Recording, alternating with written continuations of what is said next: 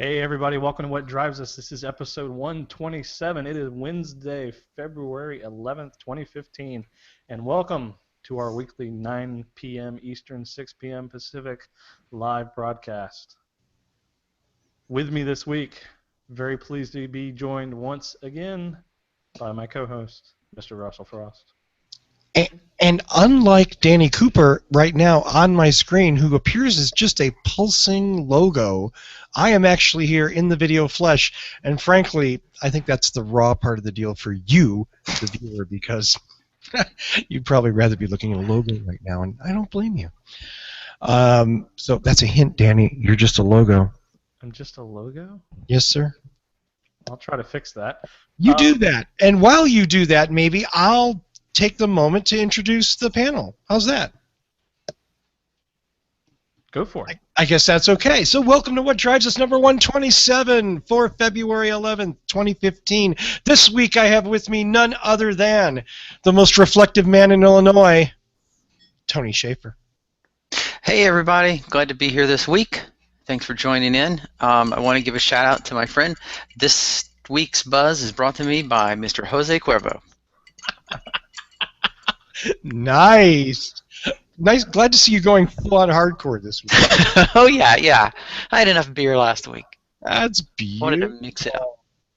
And next to him, and last week I did this out of order because I was looking at the screen the wrong way. Next to him, in physically as well as on my screen, none other than Linda Weideman. Hey everybody, happy Wednesday. Happy birthday? Wednesday. Oh. Yeah, you losers missed my birthday last week, but, you know. I know. It's okay. That's because I'm a jerk. We recorded a show for you. Yeah. I know. Yeah, we did. And I listened to the whole thing, and nobody said happy birthday, Linda. Happy birthday, Linda. I wept. It was a surprise. And speaking of the Midwest, we have one more gentleman in the Midwest. His name is Evan Fusco. Hi, everyone. I also am imbibing something other than beer this week. I've got a homebrew mead carbonated version, and it will keep me buzzed as well. Well, at least we're setting an alcohol standard for our show. Absolutely. Our favorite person on the West Coast, who is female, because I can't insult the other person on the West Coast who just logged in. Her name is Chelsea Sexton. Hello. I have 0 exciting beverages to contribute, but I will wish you a happy hump day. And really, what better way to start? And last and certainly not least, our man from the Oregon Electric Vehicle Association in Portland, Oregon. His name is Patrick Connor. Hello, how you doing, everybody, tonight? Patrick, that is the best still picture of you that we've ever seen. Danny, you're back. But your microphone is muted. But you're back, and that's a start. Danny's muted microphone is the best thing I've heard all week. Hey, there you go, Danny. How's my audio? Is it better this time? No, but you know it works. Well, how about I crank it up to 11? Is that better? Yeah, that's better, I guess. Is everybody else doing okay? I can hear him fine. Awesome. Well, maybe we should do a show this week. Sounds good. Okay. An idea. Okay. Let's start it off. We're bringing back our favorite 2-minute news topics, and let's gonna lead off with Tony Schaefer and his topic. All right, so for my 2-minute topic, I wanted to make everyone aware of this thing I stumbled upon, and it was called the Colibri, I guess. That's how you pronounce it. I don't know. It's a German company. It's made by Innovative Mobility. It's a single-seater electric vehicle. and it's more or less still in the concept phase. They have some videos that they have been driving around.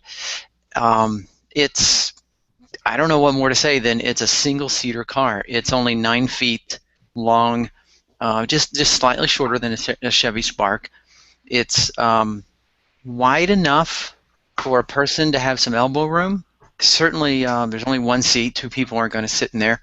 And what I think is one of the coolest features are gull wing doors on both sides.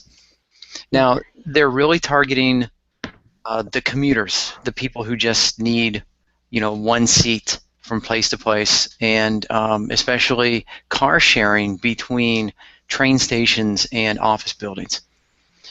I just thought this was really neat. You can go on YouTube and do a search for Colibri, Colibri or something. But I have to warn you, some of the videos are in German, but the footage I think is pretty cool. In case that's offensive to you. You guys say what? Colibri is how you say that word, I believe. I don't care. I say Colibri. You could say that however you like. I'm just suggesting that it might be Colibri. It might be. I don't know if it's related to the British lighter company of fame, but there it is. Well, hey, 2 things before we get to any other 2-minute news topics, Russell. I'm sorry? 2 things I just want to point out for anybody who's watching live.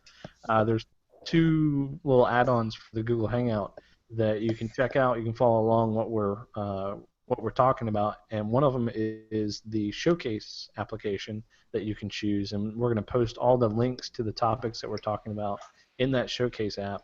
And there's also a Q&A section where you can ask us questions during the show, and if one of us happens to be looking at it, we'll be able to see your question and hopefully answer it for you here on the show.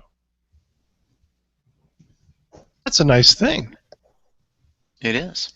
It's all interactive stuff. It's like we're living in the 90s. Sorry. Okay. Next up on 2-minute news, Patrick Connor. Hello. So I had a story that I thought was an interesting quick share here, where a study said that using money to deploy infrastructure would actually increase the sales of electric vehicles compared to giving out tax incentives or rebates. And since Oregon doesn't have a state incentive, but we have spent a lot of money on infrastructure, I thought it would be an interesting topic to bring up. Although now we are trying to get a $3,000 tax incentive in place. So this is, Patrick, this is a wonderful story, and it's like a 2-minute story with like a whole show behind it. Yeah, we don't need to go into discussion on it. But we do in a way, and maybe we will in an upcoming show. I was like, oh, this, and I have a feeling there's a young lady at the very end here who I see a little bit like, I bet she has some input here. Maybe, I mean, can we break format and talk about this for just a minute or two? It's your show. Good point. Damn it. Okay, Chelsea, should I turn you loose?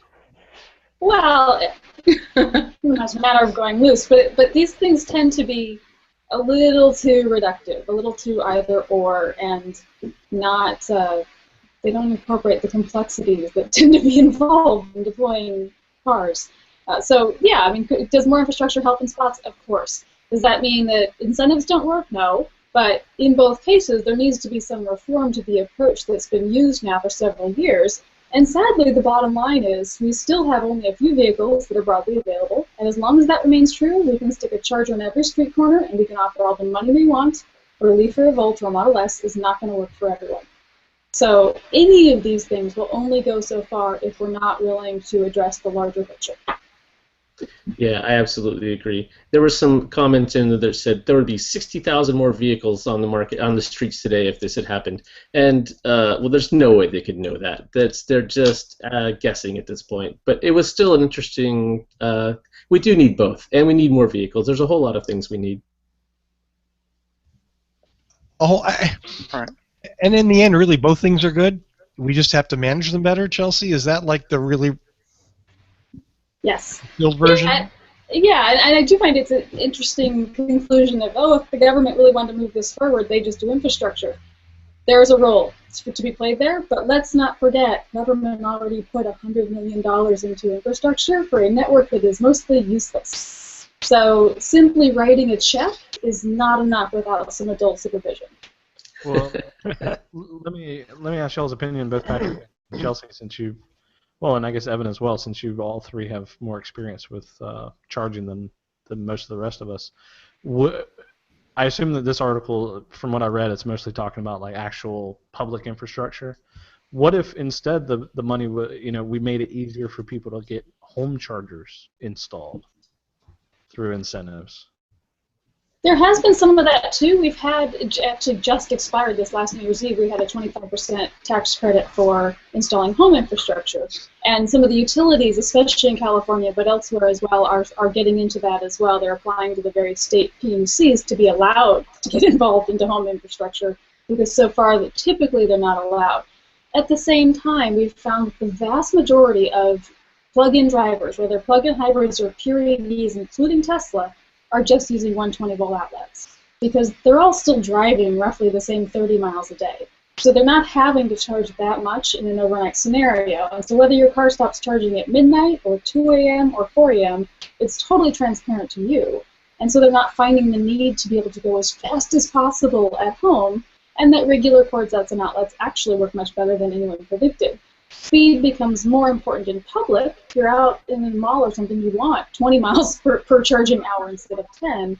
But none of these things are silver bullets, is the bottom line. There's an appropriate place for all of the different approaches, but there's been so little input from those that have sort of been there and done that and skinned the knees and learned the lessons. So we're starting from scratch for the most part and trying all these things brand spanking new without incorporating the wisdom that we actually have. And we've wasted a lot of time and a lot of money along the way. Yeah, I absolutely agree. Chelsea mentioned the skinned knees. That was a good comment that you had earlier about we're going to make a lot of the same mistakes we've made in the past because there's new people doing it and they don't understand. Workplace charging, we've seen that is very effective at driving sales. Again, you have the question of, well, is that because people that they're putting it at workplaces where people are more prone to buy them, or is it really having that effect? The other thing is fast charge. If you want to put out public infrastructure, as you said, that's where charging time really matters. Yeah, that's the point I was going to make, and I don't want to sound contrarian. I think increasing public confidence that there's going to be the ability to jump in their car and drive to California on a moment's notice by having that built-in long-distance infrastructure is going to add some confidence, and I think psychologically I can understand how that article would make sense, and that a certain element of the population are going to respond much better to that comfort level of knowing that there's an infrastructure that they can trust and rely on to get where they want to go. Yeah, exactly. The one point they made that I did like is that if you think something is worthless, getting a discount on it isn't going to make you buy it. And charging infrastructure really, for a lot of people, makes it look like, hey, this is something I can use and this is something that's valuable to me. That said, I mean, let's also be honest in that discounts, rebates, credits are very helpful to broaden the market. Mm-hmm. For EV purchases. Yes, it has to be something that people see a value in, that they think they can use, that will work for them. But if you can bring the cost down of an EV significantly, obviously more people can buy it. And I'm one of those folks. So I see both. I mean, obviously, it's chicken and egg. You need both. The question is how to balance both and how to most efficiently allocate both resources, whether it's refunds or credits or chargers, right? Mm-hmm. Yes. Well, even within charging, one of the things that we've learned is that it's not just about the boxes in the ground, it's about the visibility of them. And so all the EV drivers, we all have apps and things. We all know how to find all the infrastructure. Anyone who's not yet an EV driver doesn't have those things. So how do we make the infrastructure that is already there and in some places as sufficient as it needs to be for the most part, more visible to the market we're trying to aim for, not the one we already have? One of the lessons that we learned along the way is we kept putting in more and more chargers, and it didn't necessarily increase sales. It was not that we needed more chargers, we needed more signs. We needed to make it more visible for people to find what was already there. not just put more in the ground at any cost. Because unfortunately, this time around, infrastructure is being forced into monetization, whether it makes sense or not, quite frankly. And the more chargers that are put in the ground, the harder the business case is for any one of them, because there is a point at which too many is worse than too few.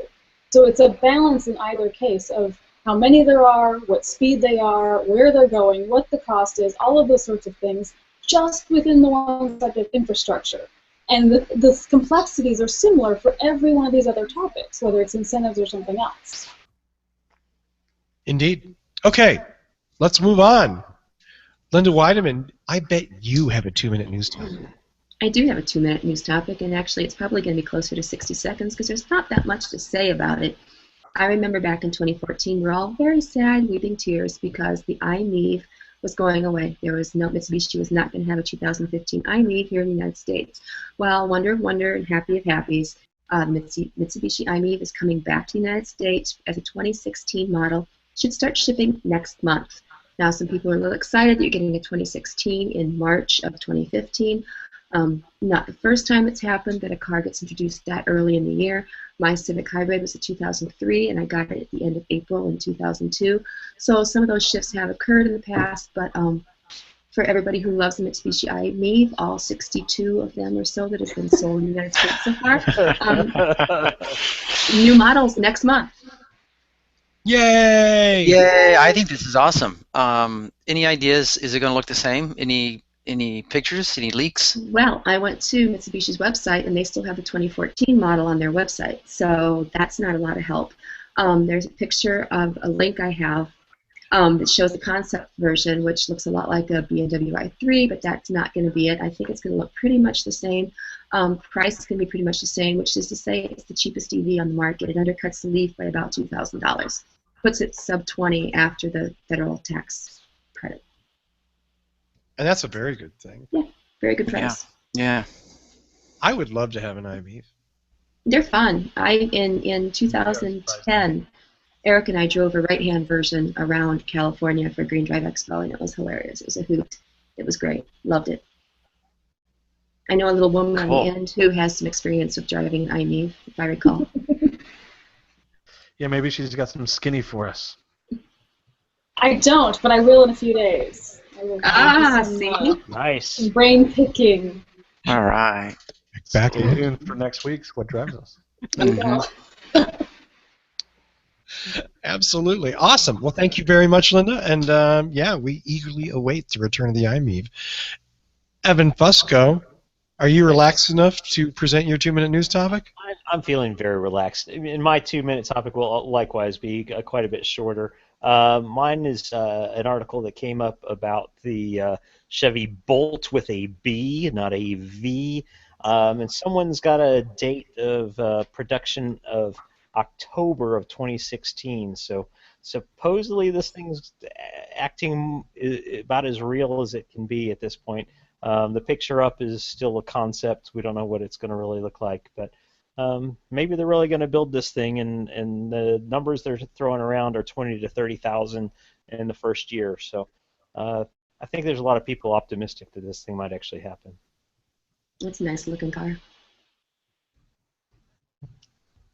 Absolutely. I mean, I'm scared to say anything because I want it to be exactly what they say it's going to be. Yay. Why would you have any doubts, Russell? You know, I'll tell you. I have like reverse doubts. After the Bolt fiasco, after like years of them overhyping it, and then actually coming out with a car, and then actually the car turns out to be really good. So now I have to kind of I have to walk that back. I know that there's a tendency for them maybe to oversell things and overpromise, but they delivered on Volt, so I have to give them credit for that. I'm sorry, they delivered on Bolt or Volt? Dolt. Dodge Dolt. Only for stupid people. Yeah, should we spend 30 seconds talking about how dumb that name is? Well, no, but everybody can listen to last week's show and hear us rail on a little bit. That's true. Yeah, I think you need to reserve your bucket of license plate now. Oh, Fusco. Right now, there are people running to their state. Okay, getting that. Googling ferociously. Online registrations. Nut sand. Nice. Stripped. I gotta. Sure. Lightning. Oh. There's a lot. We could spend a whole show doing this, I think. It only works for one guy in Jamaica, but you could be Usain. He's Mason. Oh. Damn it. And last and not least, Chelsea, I don't even know. Do you have a 2-minute topic this week? I had a 2-minute topic. It kind of falls into the thank you, Captain Obvious category, but the more interesting part was where it appeared. So in Automobile magazine today, there's a little column about why car enthusiasts, mainstream car enthusiasts, should embrace green cars. And it's kind of an interesting conversation because, we've all had it in our circles forever. We know the passion that people have around these types of vehicles, but I found it fascinating to see it in the mainstream place and sort of advice for more traditional car enthusiasts. And the reason is fairly obvious. It's they look distinctive. They're very performance oriented. And frankly, that the manufacturers, according to the suggestion, is that they'll have an interest in having to make these appealing for everybody because they're going to have to sell them for a variety of reasons, regulatory and otherwise. So they have no choice but to make them compelling. At the same time, we already know people tend to find them compelling, so that's not as giant a leap. But I found that an interesting drop into a mainstream conversation. I thought the article was interesting, and I agreed with it, but I thought it was terribly written and didn't make the point that the title said it would. Oh. Yeah, certainly it could have been better argued, but the point is still the same and it's still true. So I didn't haggle over the writing. As long as the title was good. Mm-hmm. It wasn't the title alone, but the point is also valid, even if he didn't argue it as well as he could have. Right, I agree. Well, I've got a better title per our conversation last week. It would have been much better if it was car enthusiasts like Tesla should embrace green cars like Apple owners, or some way to get Tesla and Apple into that topic.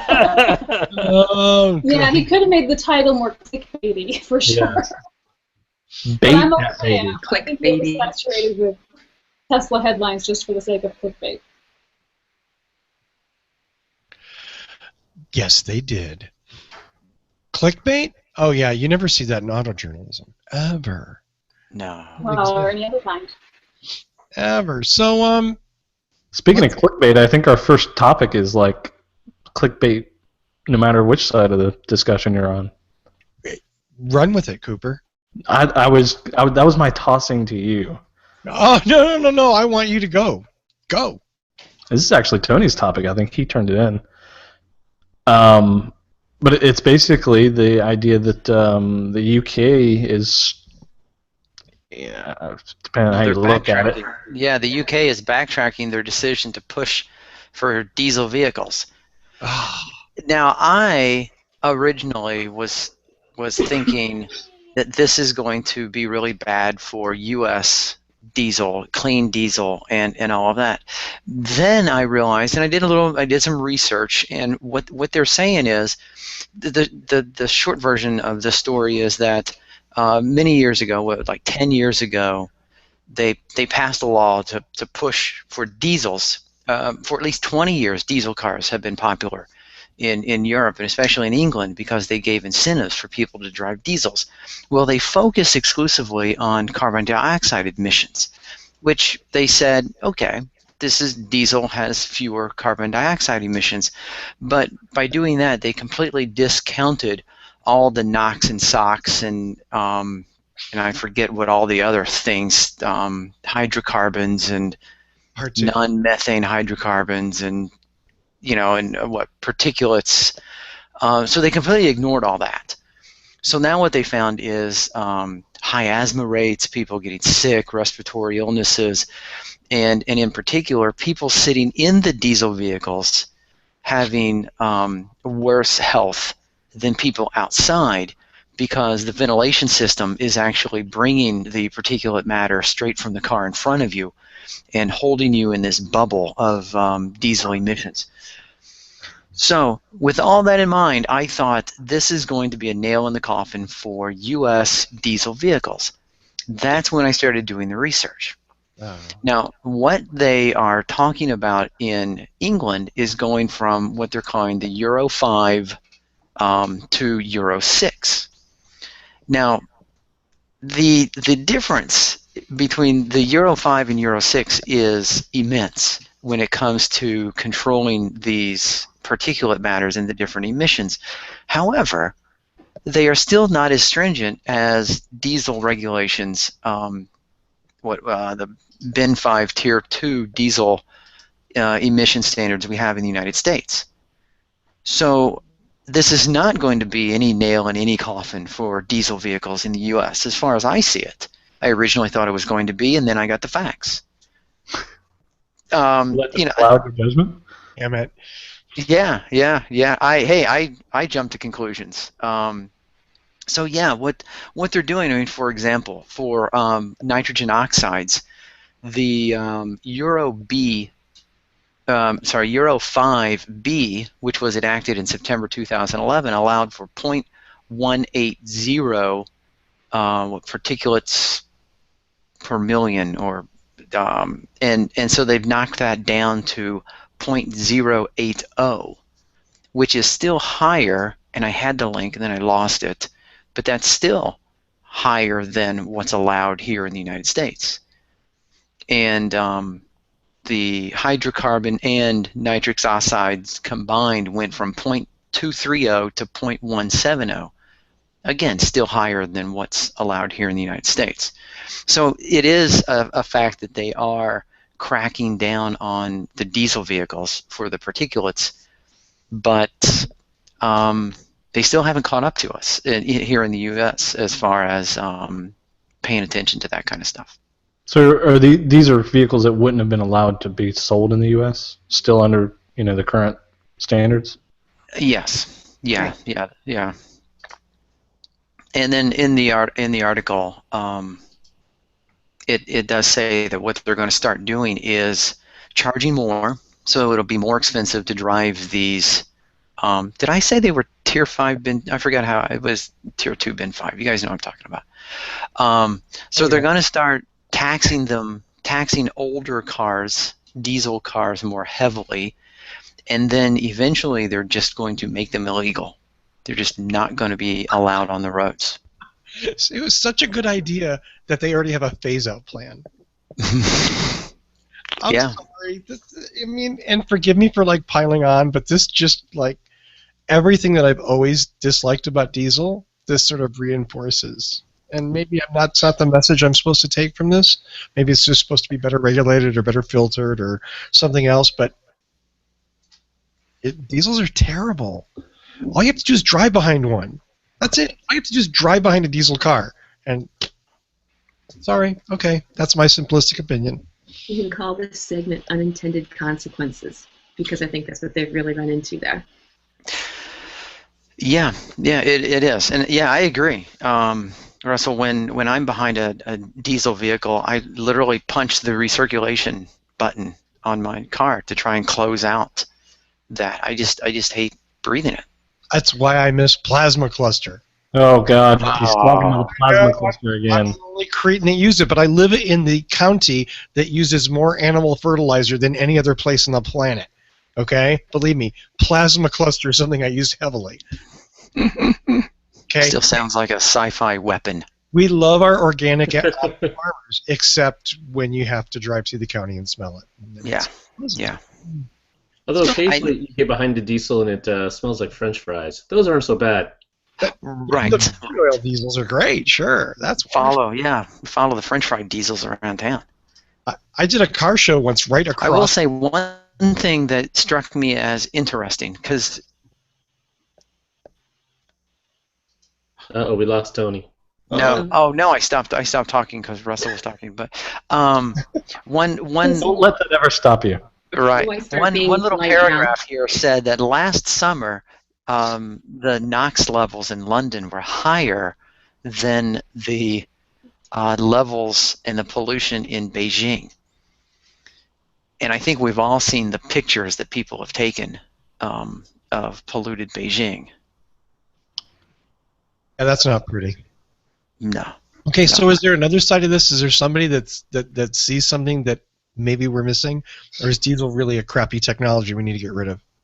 I think if we had Justin Wages on the show, he could pose some arguments for diesel, but I don't think any of us probably will. There are perfectly valid reasons for, high low-end torque, diesel, heavy equipment, Right. blah, blah, blah. Not that. I'm talking about personal transportation vehicles. Exactly. I have a hard time validating them. Okay. The one thing that I am seeing, and it'll be especially interesting because CARB has never been a super diesel fan, in part because of older technology, but also just in general. But as we have more German automakers getting into the game, plug-in and not, we're seeing more enthusiasm from them for diesel, including the Audi Q7 unveiled at the Detroit Auto Show. The plug-in hybrid version is being advertised as a plug-in diesel hybrid. Now, whether that stays or not, I don't know, because in talking to the engineer, he insisted to me that there was going to be both a plug-in diesel version and a plug-in gas version, and I cannot imagine two different plug-in versions. So I think whatever CARB blesses is what we're going to end up getting. But it's fairly clear that obviously the market will decide, but that certain automakers will also continue to want to encourage this from a mileage perspective. Okay. Yeah. Not a big surprise, right? I mean, again, it's not. I don't think anybody on this show is this is the only one true way approach person. Anyone want to step up and correct me on that? No? Okay. No. No. Not about this comes off that anyway. way sometimes. We all like it. You think it comes off that way sometimes? I said Fusco comes off that way sometimes. Whoa! Easy. He was just poking the bear. That's all. He was just poking the bear, Evan. Don't let him get to you. I saw he was muted, so I had to pull him out somehow. Have some mead. So next up on our news cavalcade of the week, Tesla announced last fall, that they were going to implement these, and then in December and in this month, we actually started to see pictures of the very first Tesla battery swap station. It is, in fact, in my opinion, brilliantly located in Coalinga, California, at Harris Ranch, right off the 5 freeway, and it's like an old car wash or something. There were some pictures posted on GigaOhm. Somebody had driven by there and posted some nice shots. It's not operational yet. We don't know the details yet, but it's there. The Tesla signs are up. It says Tesla battery swap, so there are probably Tesla owners eager to rocket down the 5 at 140 miles an hour and swap batteries out halfway through. Which, by the way, if you're not familiar with California geography, Coalinga, California is almost exactly halfway between San Francisco and Los Angeles, and that ain't a coincidence. How many miles? 259, I think. It's really close to that. I'm just going. I did actually do the mapping thing, and yeah. So Fusco, walk us through these things, if you don't mind. What? So how many times have you taken out your battery? Yeah, not too many. Look, You just pop open the trunk, right, and it's easy. If you pull the wrong handle, does it just like fall out on the road? Eject battery button. They demonstrated the battery swap during one of his Elon's live presentations. It was pretty impressive. He swapped 2 batteries in the amount of time it took a regular internal combustion engine to fuel up. So the concept works, which is great. They say they're going to charge $60 to $80 for a battery swap, and it'll be much quicker than sitting on a supercharger. It's nice that it provides another option in these really busy corridors for people that have too much money and don't really know what to do with it. I think the reality of it for the cynical ones is this is all about carb credits, and I think that's really the bottom line of this. Chelsea's like, yes. Yeah. Yep. Mhm. Yeah. I mean, it's the reality is this is quite the evolution in their original swapping plan, which involved actually the dealers doing it, the service centers doing it, and hanging onto your battery pack while you went on vacation, and then you swing back through and get your original pack back. But I think once it became clear that there's a card credit thing going on here, that's when this came about. And magically, the last couple of years of announcements have been precisely timed to CARB meetings, especially for the last year and a half or so when CARB has wanted to get rid of the extra swapping credits because nobody was using it. So it's never been, whether it's Better Place or Tesla, or when it used to come up in the 90s, it's never been a technological issue of can you physically swap. It's whether there's demand for it, whether it makes economic sense. You know, the Tesla's talking about charging $60 to $80 per swap versus free supercharging. So yes, you trade off, but then you also have to either swing back through and make sure you get your old pack back, or you pay for the difference in the condition of the one you have, and then you pay to have it shipped back to you. And both from a financial perspective for the customer and logistically for Tesla, it still seems like kind of a nightmare. But when push comes to shove, CARB said to Tesla, you have no public stations, no one is swapping, therefore we're going to eliminate this credit, and magically there is one swapping station in California, but I'm not sure that I expect to see any more. It may be potentially one on the East Coast because they're all CARB states too, but I just don't see this growing very big. Okay, I'm sorry. So slow this down for those of us who aren't quite 100% in the loop. How is this connected to carb credits? So the way the carb credits are structured is if you have a zero-emission vehicle, you get a certain number of credits. If that vehicle can also fast fuel, which is defined as roughly 95% of whatever the vehicle's range is within 10 minutes, can be refilled, then you get extra credits because you can fast fuel. This was really created for hydrogen. It's very clearly meant around that. But in theory, there's no fast charging that really accomplishes that. Even 80% of a leaf in 20 minutes doesn't meet the requirement. But swapping would. So from a technological perspective, it's possible.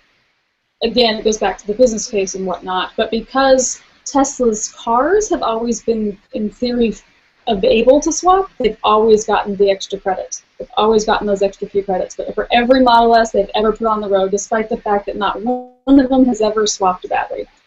Okay, so what's the point of the credits? I mean, does Tesla just have a bucket of credits? They Sell the credits to other them. manufacturers. All right, That's how the majority of their income is. That's the Right. only. When Danny said, let's slow it down, I thought you were going to go into what is the big deal with the credits. About credits? For those who don't live in carb states, what is the big deal about the credits? So each manufacturer has to amass a certain number of typically you're subject to doing this once you start selling a certain number of cars in California. It used to be 60,000. So it's automatically the 3 Japanese and the 3 American automakers. Now we're transitioning into the German automakers, and the Koreans are the next group that are going to be subject to this. And then eventually Mitsubishi and Volvo and Subaru and sort of the smaller, they call them intermediate manufacturers. But to some degree, everybody has to get some credits. And it can be done in a variety of ways, whether pure zero-emission vehicles, plug-in hybrids, natural gas, used to even be clean gas cars. But you have to get this total pot, and you can either build cars and sell them, or you can buy them from somebody else. Tesla gets the credits, but because they don't sell any gas cars, they have 0 credit requirement. So they can sell every last one of them they get, and they have for a wide variety of sums over the years, but they've always been selling their credits, and it's always augmented their quarterly income by many millions of dollars. So there is definitely some tangible income here, and a reason to want to get those few extra credits, because the value of a credit has vacillated from $1,500 to $17,000 per credit. It's a really decent incremental income you can get by just an extra 3 or 4 credits per car. So is there what's the downside to this? The downside to eliminating swapping as a fast fueling category? No, I don't know. I mean, I guess what I'm wondering is there a downside? It doesn't really seem like there is one. It may not be. It's clearly not something that is in high demand. It's clearly not something that may be super practical, but it doesn't seem like, other than kind of playing a card game to Tesla's benefit and to the benefit of companies that don't have enough credits, seems like it works.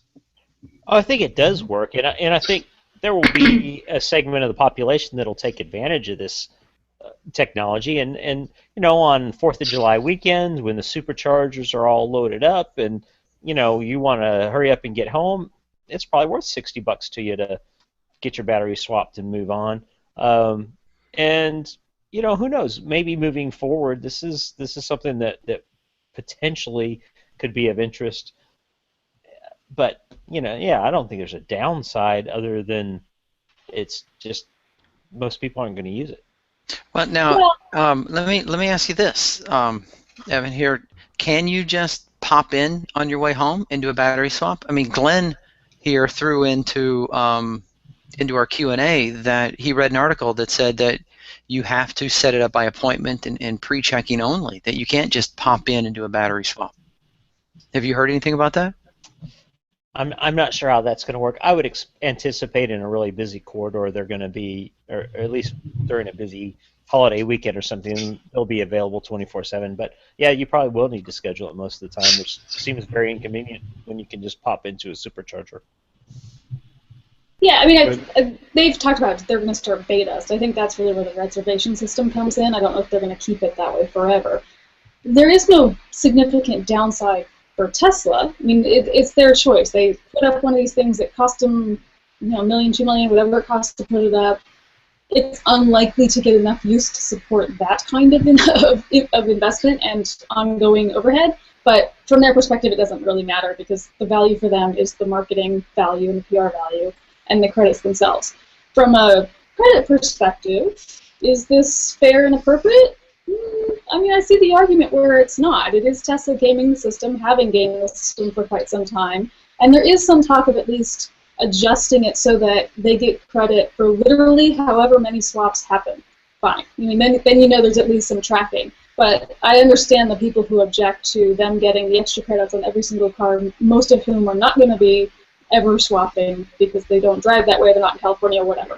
So there is a balance there. The reality is if we were having the same conversation about another manufacturer or hydrogen or something else that isn't quite so broadly embraced, people would be having fits over that manufacturer vehicle getting the extra credit. So I do see both sides. But from Tesla's perspective, if they want to play this out as a service to their customers and outside of whatever happens from a regulatory scheme, have at it. I mean, that's certainly their right, especially dealing with private investment and not public dollars. Right. I don't know if I guess I take offense at the gaming the system comments, but I think it's taking advantage of the way the system was set up, and they are using that to leverage the dollars to make their company successful. And I think it's brilliant in that regard. I don't fault them for doing it, but I don't claim that CARB and everybody else should continue to support their right to do so when it's very clear that the vehicles are not being used in the way that they've been getting credit for. I absolutely see the right of CARB to say, all right, from now on, you're going to have to prove you actually do this. The ability to change the laws is going to fall behind the ability of them to take advantage of it. But what's interesting is that CARB's been playing out more recently that they didn't know this happened. So this was a huge topic at the October board meeting and became quite contentious with a couple of board members going off on how this all happened behind their back and they didn't even know it, despite the fact that in the end they had to vote for it. So whether they read the materials or not, they had to vote for it to happen. And now, at least a year and a half later, they're saying, oh, we had no idea. Tesla's been screwing us this whole time. So they haven't been paying attention. Yeah. So what if other manufacturers come up with EVs that can battery swap and you see more of this coming around? Is it still gaming the system, or is this potentially giving consumers what they've been looking for in eliminating range anxiety and the less than 5-minute charge and go?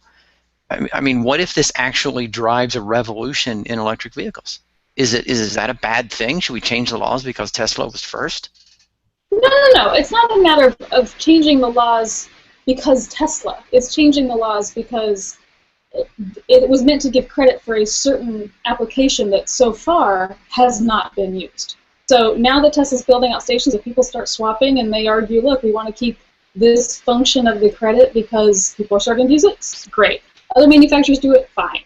But I understand the objection to giving the vehicles credit when there literally is no infrastructure to do what it is they're getting credit for. At the same time, swapping has been raised and asked and answered many times in the last 20 years, and I've never seen broad consumer appetite for it. I get the novelty. It may apply to Tesla where it doesn't apply to Leaf. At this point, there's far more appetite for decent fast charging in the right places than there ever has been for swapping, as frankly, Better Place found out really. That's exactly what I was going to say. Just has Better Place. So you're not highly invested in Project Better Place, Chelsea? Not so much. Not for lack of trying to make them into something that could have been viable, actually, but Shai didn't find me terribly convincing in the end, I guess. They tried so hard. Poor Mike Greta. So real quick, can I get a little bit more like basic information about carb stuff? And it might only be beneficial to me, but who Okay, cares? yes, you want a low-carb diet, high protein, reduce your fats. Okay, now let's talk about Atkins. Is that the same thing? As Go paleo. paleo. Okay, a lot of buzzwords. Now, okay, my questions are mostly like, so Tesla, do they get like an extra credit on every car that they sell because they opened one swapping station, or did it just have to do with their innate ability to be swapped? At the moment, they have gotten an extra 3 credits on every Model S they have put on the road, even before there was a single swap station in place. And then when CARB started making noises about, look, there is no public infrastructure to even do this, therefore we know for sure cars are not doing it, we're going to eliminate this option of fast fueling, we're going to keep it just to basically hydrogen. Or in theory, if someone developed a fast charger that was fast enough, but they're going to get rid of swapping as an option, then Tesla said, oh no, we'll have one out by the end of the year. And then right before the next meeting, it was, okay, we're opening it for beta. And so it's been the announcements have been very conspicuously timed to the board meetings, and the actual decision to eliminate swapping has been put off for the last couple meetings. Okay, so to Danny's point, yes, they have been collecting credits even before the swapping. There was the threat of taking the credits away, so they rushed in a swap. Yes. That's it. Okay, good. That's, well, you do what you're prompted to do. Absolutely. And CARB will allow it or not, or change it to only track who actually swaps or whatever it is. But it's been interesting to watch the dynamic. Mm-hmm. Okay, here's my second question. This credit market, is this like an official thing that's out there somewhere, or does Toyota contact Tesla and they're like, hey, we need some credits, we'll pay you $70,000 a credit? Both. So it has always, it's always existed. There's always been at least an unofficial casual market for credits, and the prices have always been between the manufacturers. It's also always been objected to that this has never had any transparency around it. So only more recently has CARB started to publish the credit exchange, and so they actually publish a sort of an Excel document basically that says this manufacturer bought this many and sold this many. It does not say who bought and sold to whom or at what price. So a lot of it is still very invisible, but we know just from inside intel roughly the cost of some of those transactions, and some get away with more than others. Yeah. So I've also had a Ford person at one point who told me they would dump the price of all their plugins as much as they had to because, quote, they would never buy credits and they certainly would never buy them from Tesla. So it's very well known that these things happen back and forth. would it make more sense to have a battery swapping motorcycle? Well, actually, battery swapping is pretty common in some of the Asian countries because you are dealing with, relatively light bikes with relatively small battery packs without a lot of garage charging. So people will have an electric bike or scooter and just yank out the 20-pound battery pack, take it upstairs to the apartment, charge it there, bring it back down, put it back on the bike. So it's not that there's zero application for any kind of swapping. It's also entertained for racing purposes and stuff. In certain fleets, if it has a really specific duty cycle and you can get one station that serves a lot of vehicles, but from a retail passenger car application, it's much, much tougher from the cost of infrastructure and its comparative benefits to fast charging or something else. Fair enough. Thank you for the almost segue, Tony. I appreciate that. It was an effort. That was That's right. so. Let's move on. A topic close to my heart because I like two-wheelers, and recently Polaris, the company that makes all kinds of power vehicles as well as Indian and Victory motorcycles, bought the electric motorcycle company Bramo, Craig Bramsher's company. That makes two models, sort of a super bike and then just sort of a little commuter bike. Big deal because Polaris is a big company. They're a gas-powered company, and them buying Bramo is hopefully going to expand Bramo's distribution and maybe interest in electric motorcycles, possibly incorporating the Bramo powertrain into other vehicles, whether it's their ATVs or God knows there's snowmobiles, who knows, whatever. The other interesting thing is Bramo is going to continue selling powertrains separately from Polaris, but it will be interesting to see if Polaris does take this. My one complaint with Bramo has always been that they made two bikes. They made this very, very kind of nerdy and fun kind of little commuter bike, and then they made their race bike, and their race bike was really the bike that they put all the effort into. In fact, what most electric motorcycle companies seem to obsess on is racing. Whereas there's a lot of people like me who don't want a racing bike, but want a cool bike and want an electric bike. So where do they go? The question is they don't. They just wait because nobody makes it.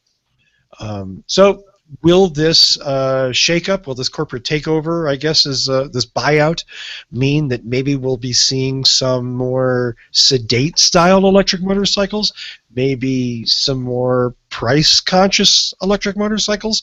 I hope so. Speaking as one potential customer.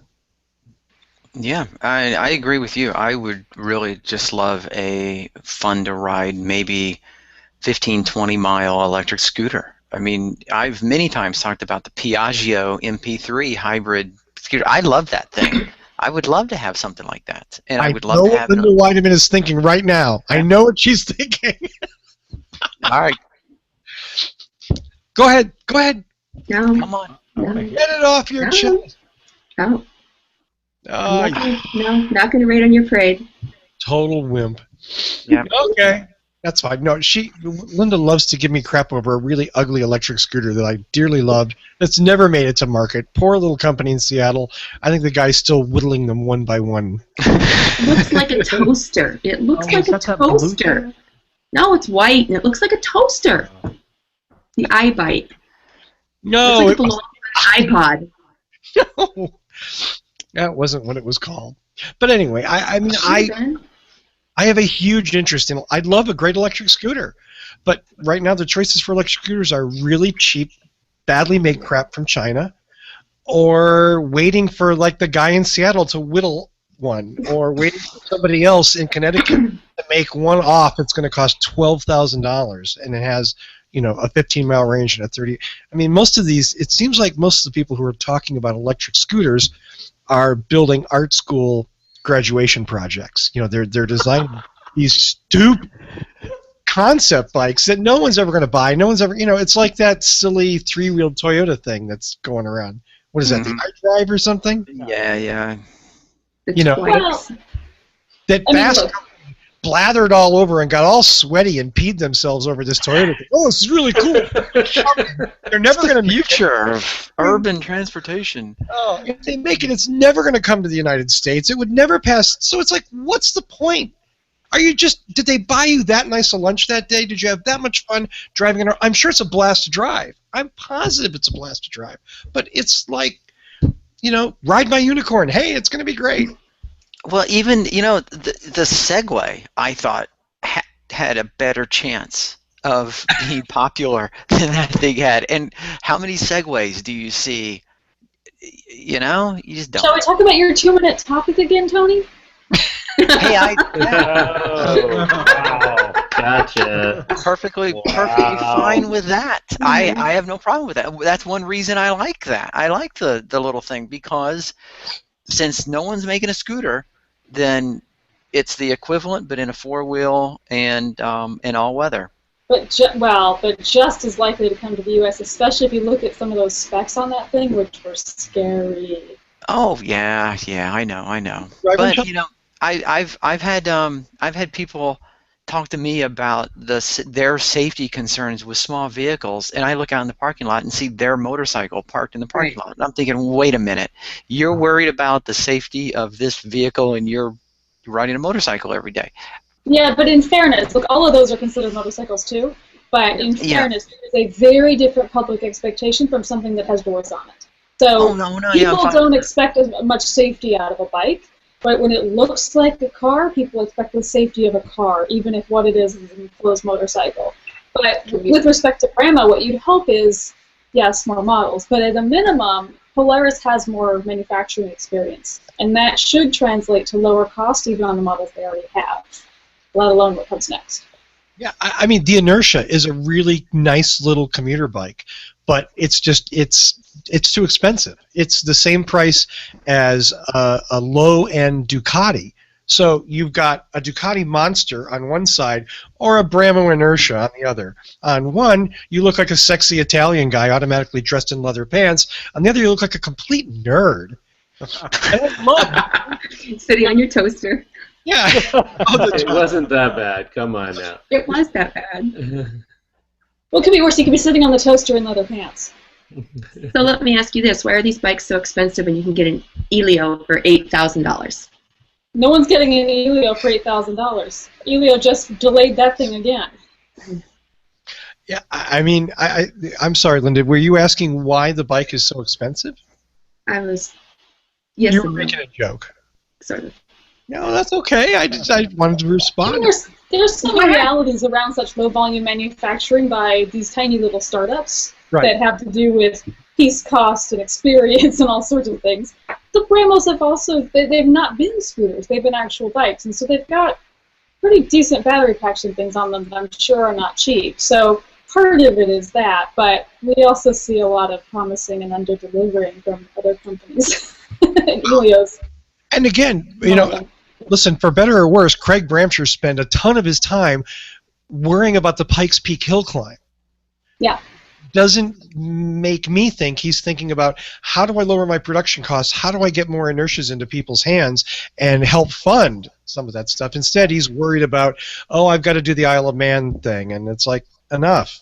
Focus on, you know, I mean, that's what he wants to do. It's his world, but But you have to do those things. You have to allow people to make those kind of comparisons because every bike climbs Pikes Peak. Every bike does this or that or the other thing. And if you can't do that with these bikes, then... There is a certain amount of trying to earn credibility in the bike world, but also because in some ways, look, whether it's cars or bikes or whatever, the EVs are more expensive than their gasoline counterparts. You have to at least engender, to my 2-minute topic, that enthusiast contingent is going to be passionate about them in spite of some of those other things. So some of that has to be done. And whether he spent too much or too little time on it, and part of it was also Best Buy, who at the time was a major partner of his in carrying his bikes and a huge fan of racing in Isle of Man and all of that. So how much of it he pushed for versus what they pushed for, don't know. Oh, don't run cover for him. I'm not covering for him, but I think there's plenty of, not blame, but I think there's more than one voice in the decision on some of these things. I just found the scooter that Russell's been looking at. Let me take a picture of it here. I think that's it. I think that's it. Yeah, I'm pretty sure that's it. Pretty sure. I dig that. Right. She looked great in leather pants. My daughter would really like that. My head.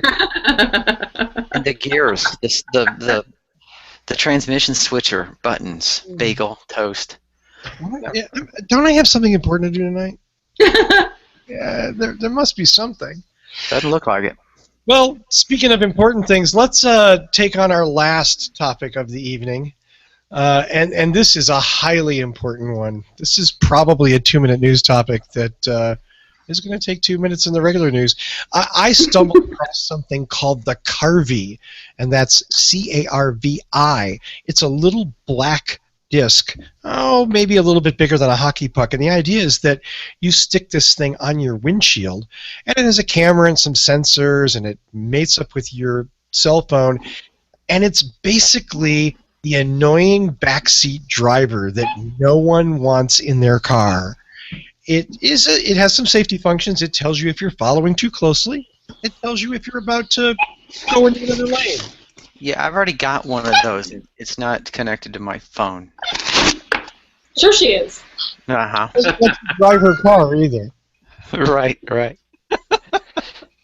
So my whole point with this, and the whole reason I bring this up, is I just wanted to get this one-liner off, which is the people who need this aren't going to buy it, and if they bought it, wouldn't listen to it, and the people who buy it probably don't need it. Yeah, They'll sell some for as gag gifts for the holidays, and that'll be about it. Yeah.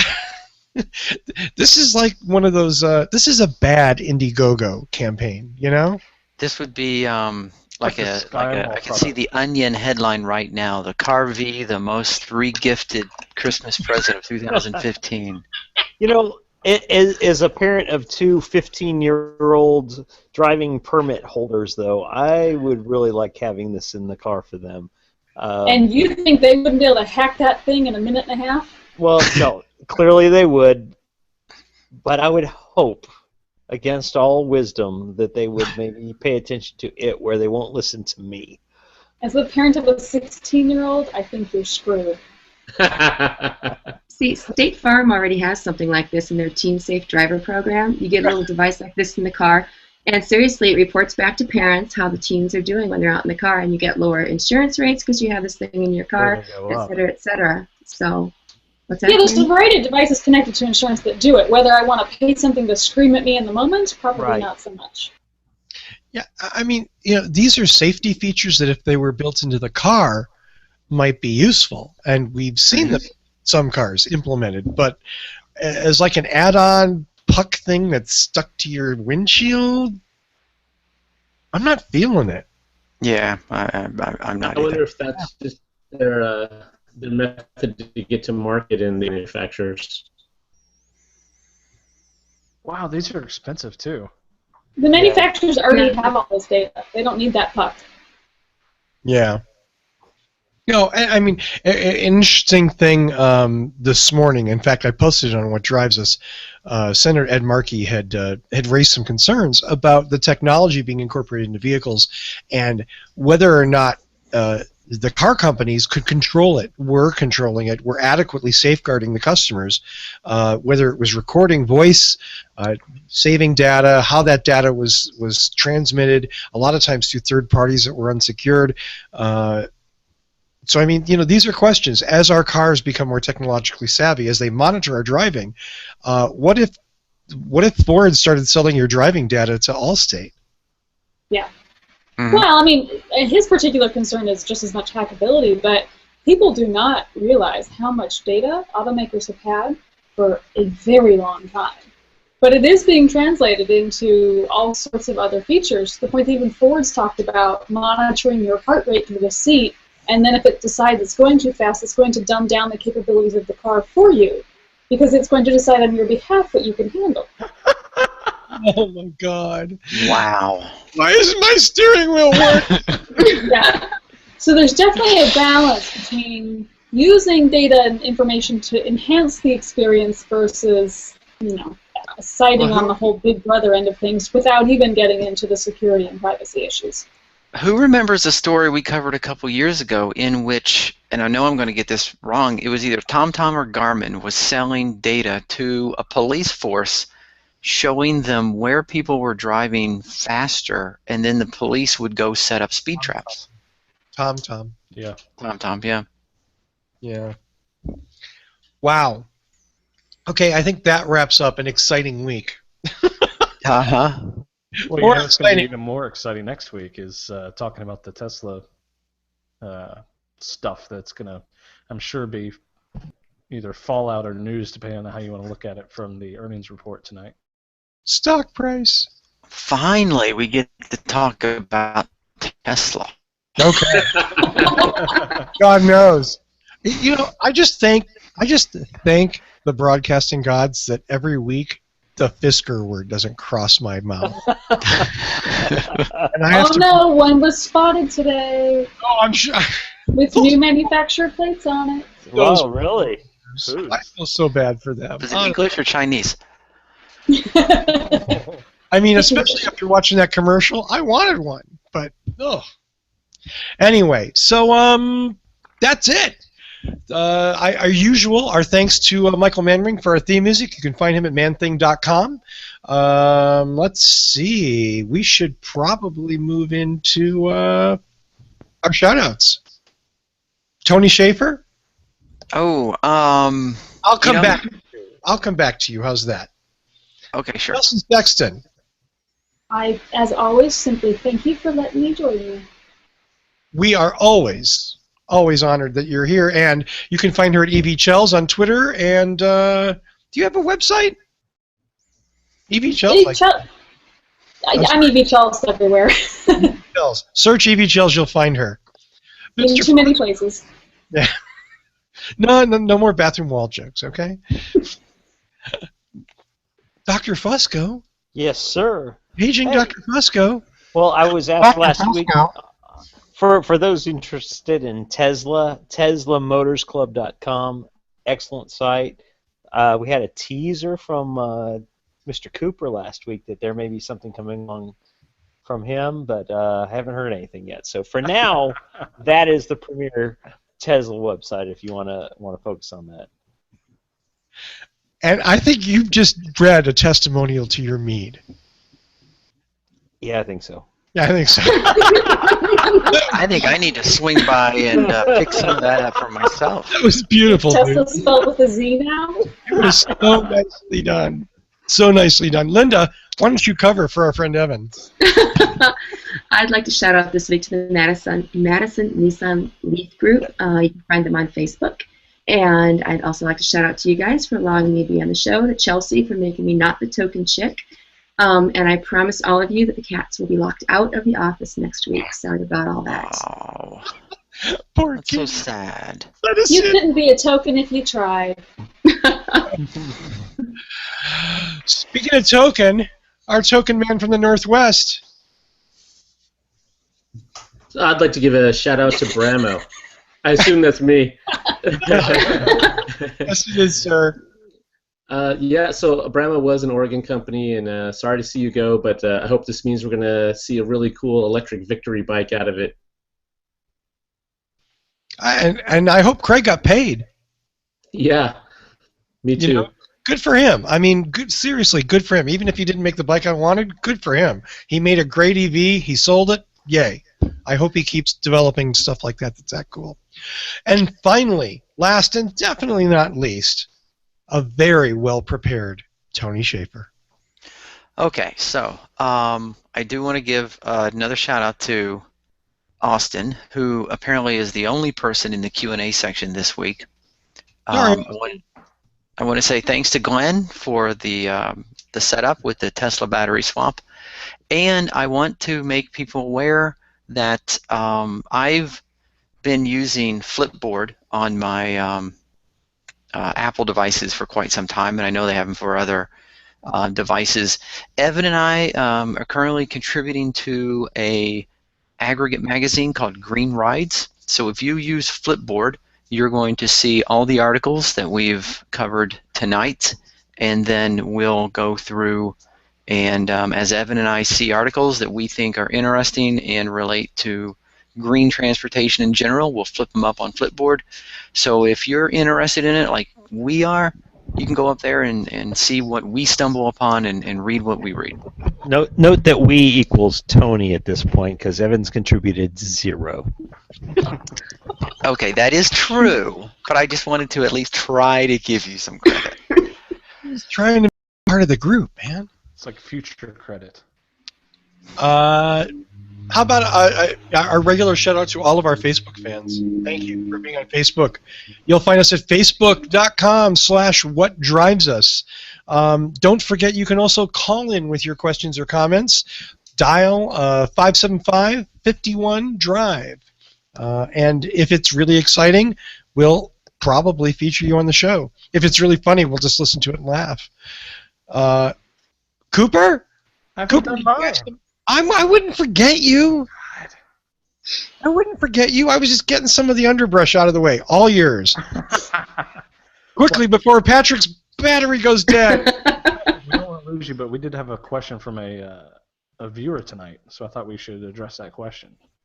We're definitely going to lose Patrick then. Okay, well, let's just do this question real quick if we can. Okay. Glenn Hutchison, who was nice enough to watch the show tonight, says, I'll probably be looking at a new car in 2017. I'd really like an EV, but 30 to 35K is probably my top end. Commute is 50 to 55 miles, and a Leaf with a 70-mile range makes me nervous as Kansas City gets chilly, and the range might be an issue. The Bolt and the BMW 3, the Tesla Model 3 might be out at the same time. How confident do you feel that the Bolt/Model 3 will make the 27 production line and fall around the 30K mark?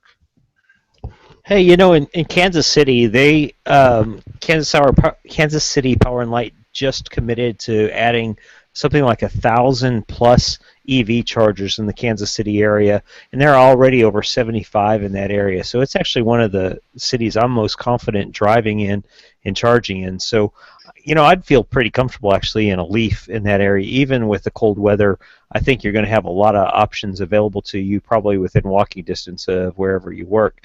And I think, financially, if that's your top limit, I would definitely look at going that route initially. The Bolt and the 3, you're going to have a hard time sliding in under 30,000 on those without going really base. I think you have a better chance on the Bolt, not a good chance on the Model 3. Coming in under 30,000, what I mean. Well, that and I don't know that very many people expect to really see the Model 3 by 2017. The assumption is the Model X has been pushed off enough, it'll probably be more like 2018 for the Model 3. But I do think there's a decent chance on the Bolt, at least after incentives, so net pricing in what you're looking for. But also keep in mind that while they haven't unveiled it yet, it's around the right timing for the Gen 2 Leaf. And Mr. Goen has already sort of made some public comments and what can only be assumed as a commitment around a similar 200-mile, give or take, drive cycle range. So you will probably have a couple of options in that price range. Fingers crossed. Yeah, great question. Maybe score an awesome deal on a cool used Leaf, too.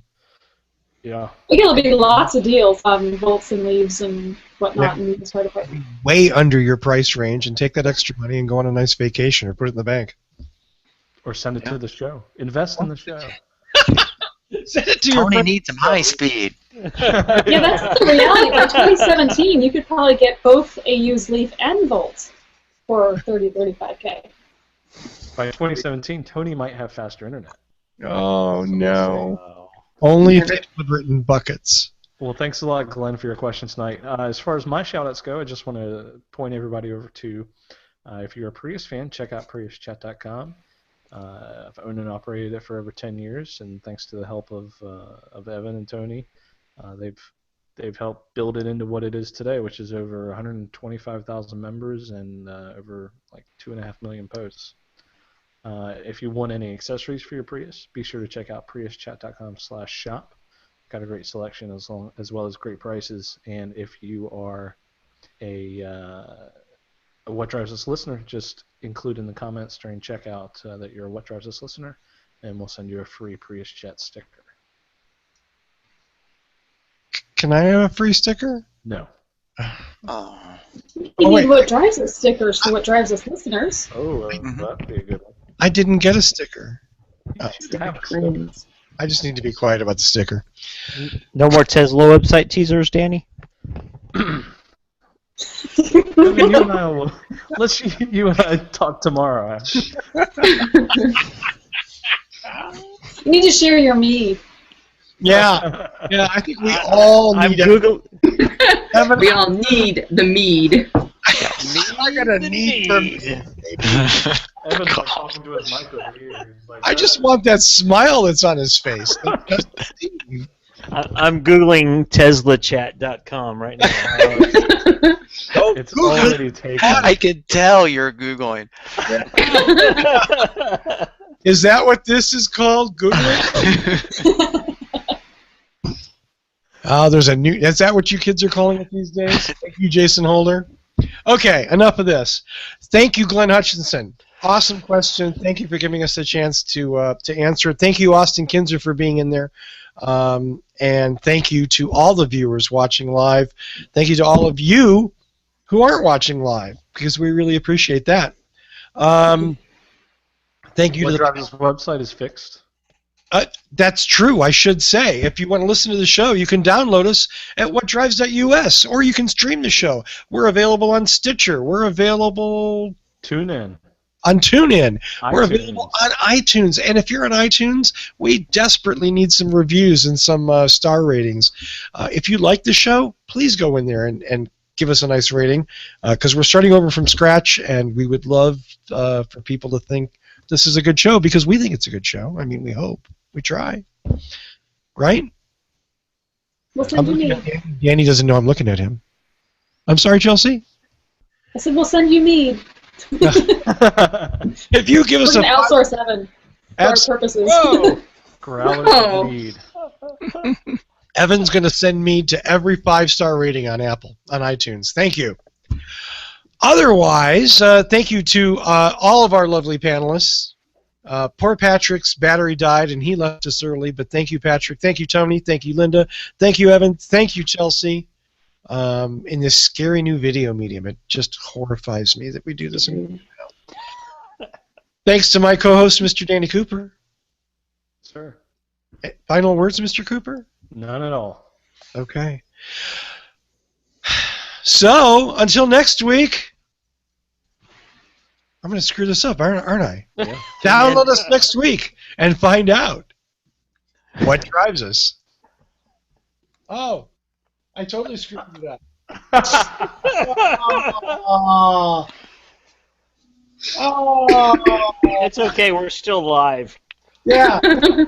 Thank God the show isn't live. I'm a real asshole at this point.